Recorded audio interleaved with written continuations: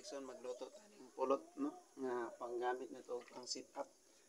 So kinahanglan nga lutoon na to ni kay di man gud nato ni lutoon ang limok kuno makatugpa dali ra makabuhi. Humok man ni siya.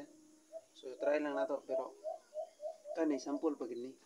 Nakita ra ko ani sa YouTube sa katong mga vlogger bitaw nga mga ni Alim kun channel. Shout out sa inyo diha.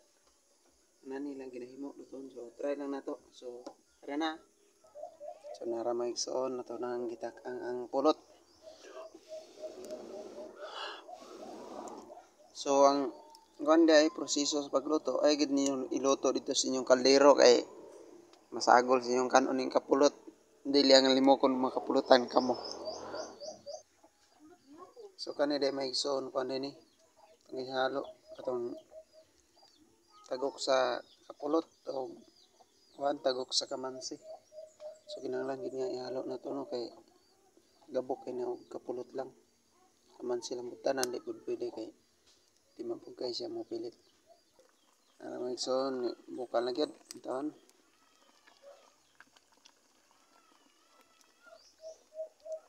So ato lang pakanong gid maayo pakuloon.